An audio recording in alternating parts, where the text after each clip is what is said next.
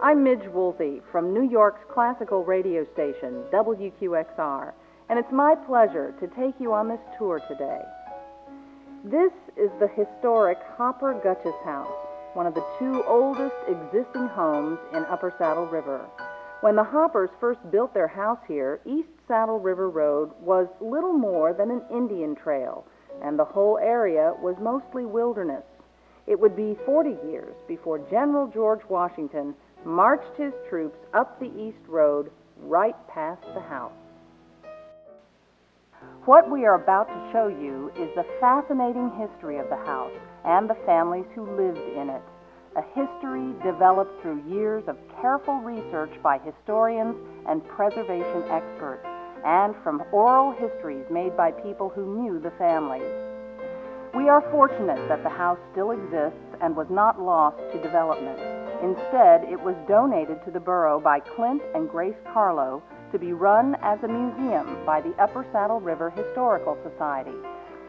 Since it was turned over to the Society in 1985, we've been painstakingly restoring the house and have added other buildings to the museum complex.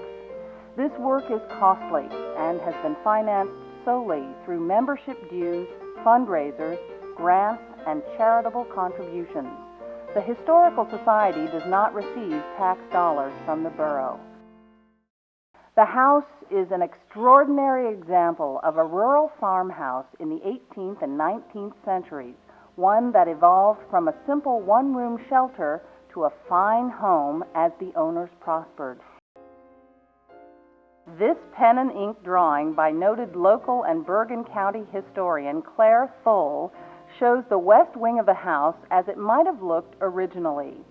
She believed this was the original 1739 house, but recent research done in developing our preservation plan suggests that this was built about 1780 up against the original 1739 house, which was torn down to construct the present Victorian wing. We are still learning about this house as it slowly yields its secrets. In 1739, the area was sparsely populated.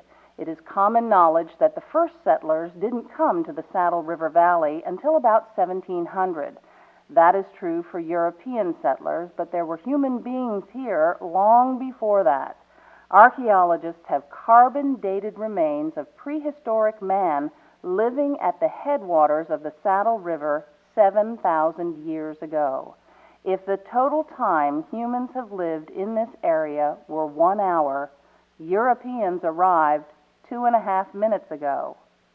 When the Hoppers built their house in 1739, they were not entirely alone. Terhunes, DeBons, Ackermans, and Zabriskis had settled there. We think of Bergen County being Dutch, but these early landowners included French Huguenot and Polish, and soon after the Goetschius and the Carlos came to the area, adding Swiss and German Palatine to the mix. These early settlers, knowing the hardships they would face, came for the land. Back in Europe, it was nearly impossible for the common man to own property, but here they were free to own land. They could grow their own food, raise their own animals, and, of special importance, live in an area where water, trees, and wood were abundant and available, and the soil was rich. Comforts we take for granted today, such as housing, heat, light, and food, were not easily available to those early settlers. They had to clear the land for farming, taking down trees, pulling out stumps, and moving rocks and boulders out of the way. They hauled those rocks to the side, and many of our old stone walls still here date back to those early years. They built their houses and barns, they chopped wood for the fireplace for heat and cooking, they grew fruit and vegetables, which they put up for the winter, and brought in corn and hay to feed the animals. Life was one long struggle to keep from freezing and to fight off hunger. Claire believed the whole Hopper family lived in one room in the original house, with a sleeping loft overhead reached by ladder. They farmed the land in the Saddle River Valley for 75 years, and as they prospered, they added the present main house, a sure sign of wealth and comfortable living. Here is Claire Fole's sketch of the house as it looked about 1800. In 1814, the house and farm were purchased by Reverend Stephen Goetschius, who had been called to be pastor of the Old Stone Church, and the house became the parsonage. He came from a family of Dutch Reformed ministers. His father, Reverend John Henry Goetschius, spent years in conflict with the home church in Holland over the right to ordain ministers in America, finally starting a small college here partly devoted to training ministers. The church officials in Holland doubted it would succeed. That little college today is Rutgers University. Reverend Stephen Goetschius moved into the Hopper-Goetschius house in 1814, and his descendants would live in the house for the next 150 years. One of those descendants, Stephen J. Goetschius, grandson of the Reverend, married Maria Eckerson. He became a wealthy farmer, selling produce in the Patterson and New York City markets. In 1860, he made many alterations to the house, extending the roof line, adding dormers and the porch, and made their home into an elegant place for entertaining. Here is the house as it looked about 1890, showing the extended roof line and the dormers. Upstairs, where the dormers shed light into the garret, he walled off 3 bedrooms to accommodate his and Maria's 8 children. There was a lily pond across the East Saddle River Road, where the real estate office is now, and the Goetschius farm extended past that all the way up the hill to the Montvale line. To the left is the out kitchen, which is still there, and to the right, barns, which have long since been taken down. This photo, taken about 1930, shows baskets of produce set out by the road for sale.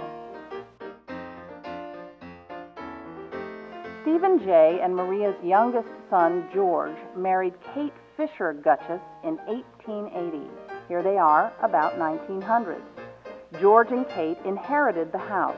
It was the custom for the youngest to stay on and care for the parents, then inherit. Their son, yet another Stephen, married Lizzie Carlo, shown here at age 13. Lizzie was the daughter of James D. Carlo, Upper Saddle River's first mayor. Lizzie was very social and loved parties and dances.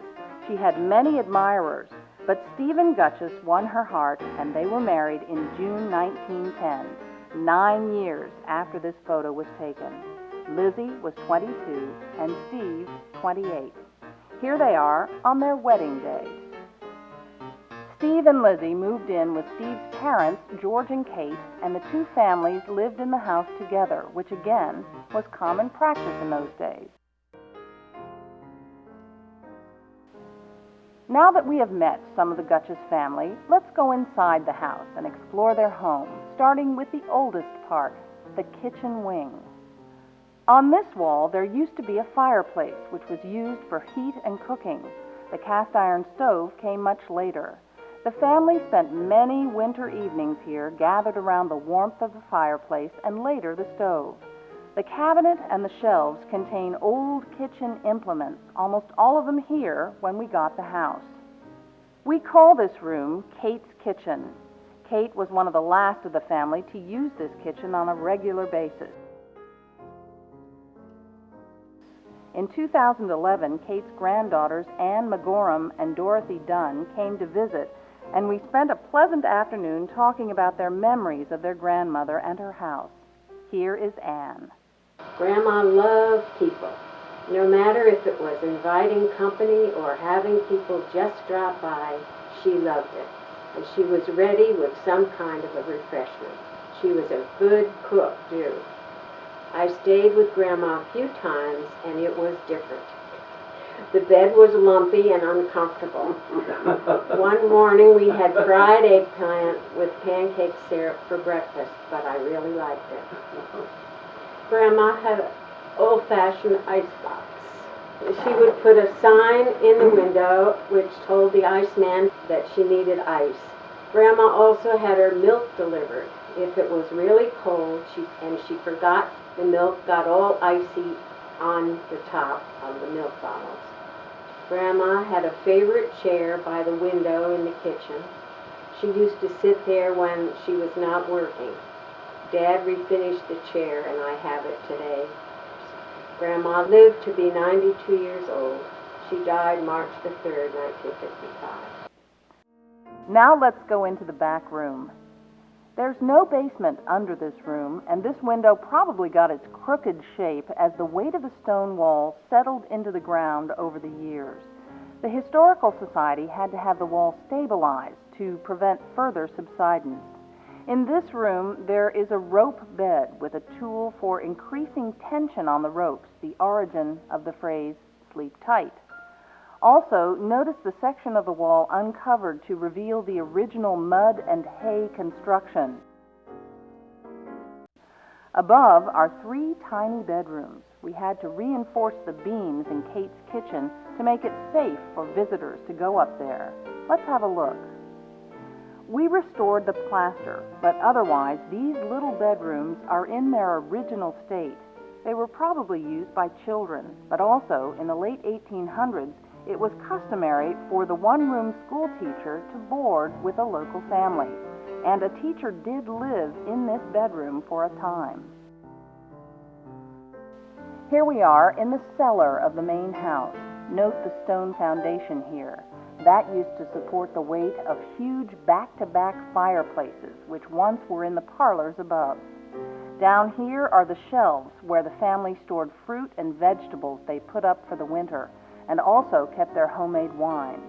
Lizzie took great pride in putting up fruit and made beautiful arrangements in her glass jars.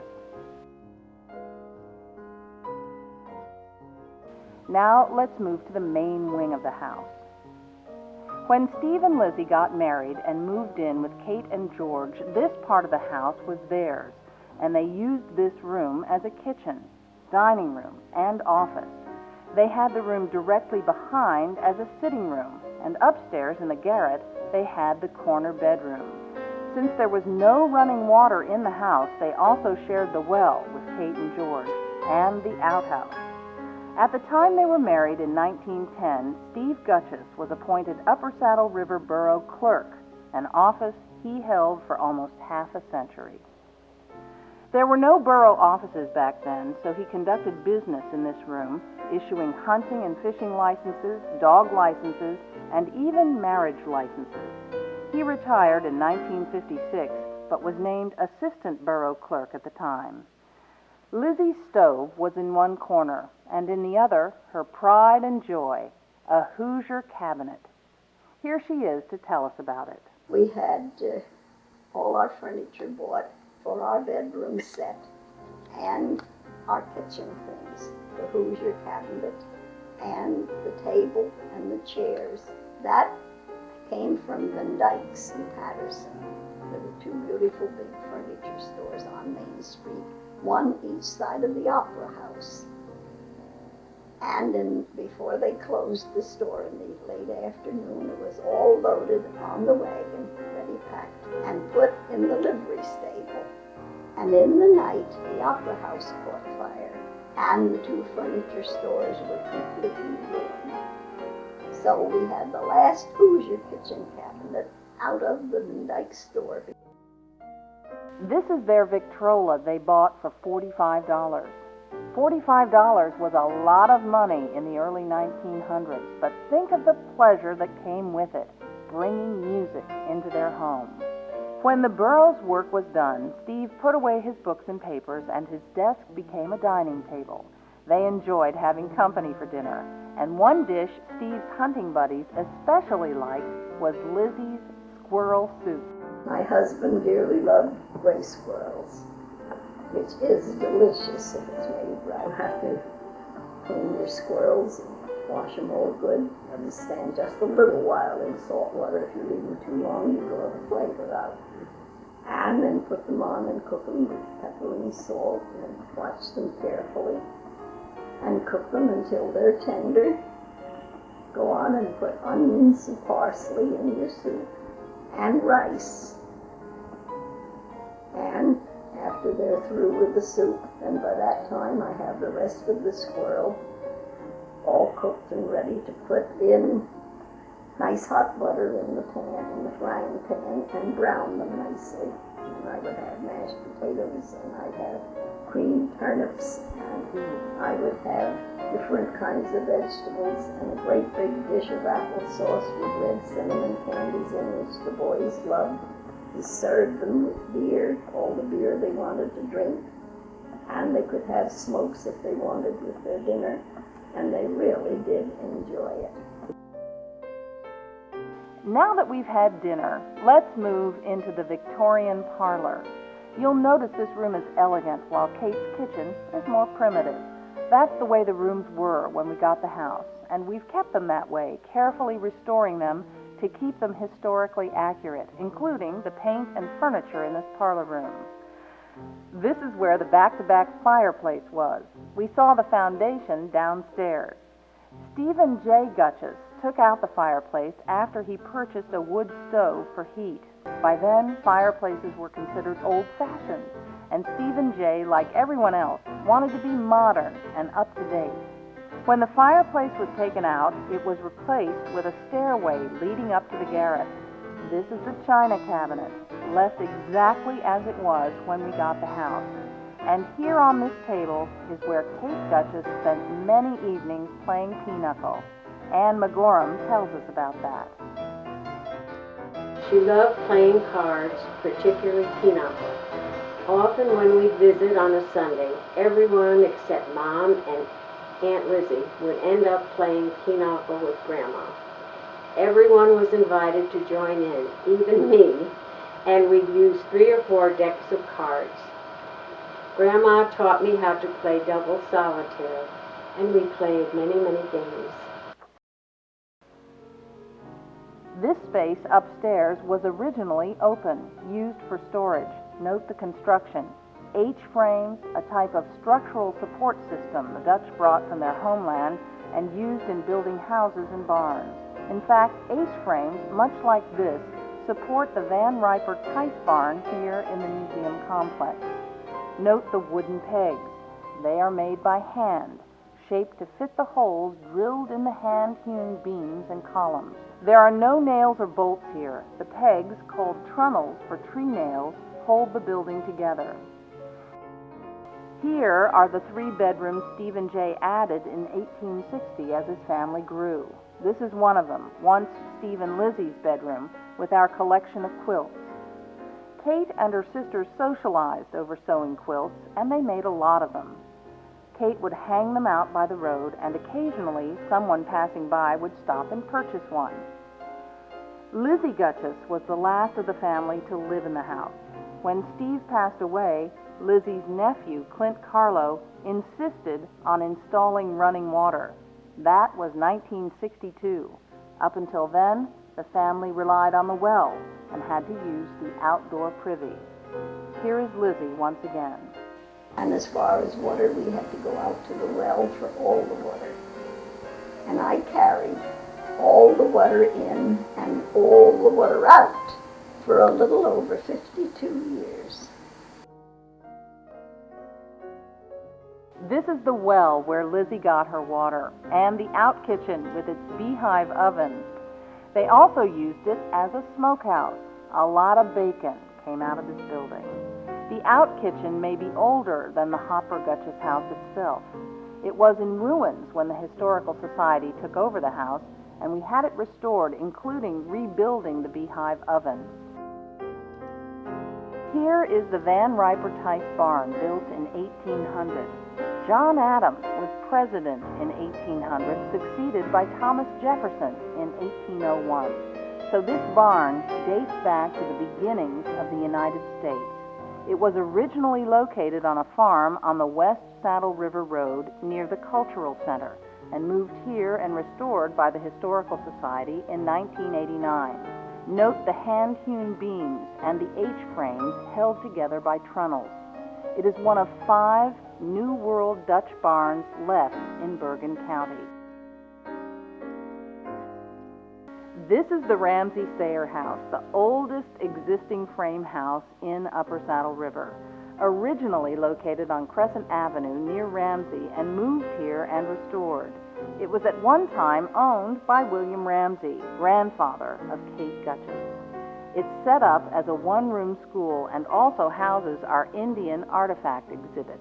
This woodshed was also moved here from elsewhere in the borough. It was once the woodshed for the 1896 school, which is now the center section of the Borough Hall.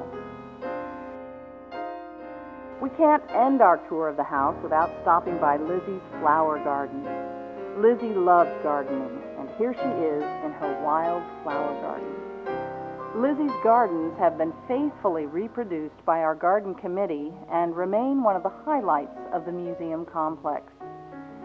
Lizzie passed away in 1985, and her nephew, Clint Carlo, who owned the house, agreed that it should remain intact as a museum.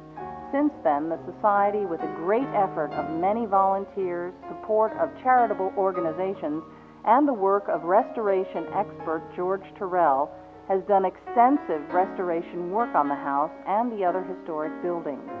Each year, the Society also holds a number of events that bring the past back to life. Revolutionary War encampments, the Harvest Festival, house tours with docents in period costumes, Clement Clark Moore, and Santa at old-time holidays. One of our most important events is our annual school tour with 150 third graders touring the museum complex. We're fortunate to have the Hopper-Goetschius Museum in our community. It embodies so much of our local history, the earliest buildings, many of the old family names, and the origins of our early borough government.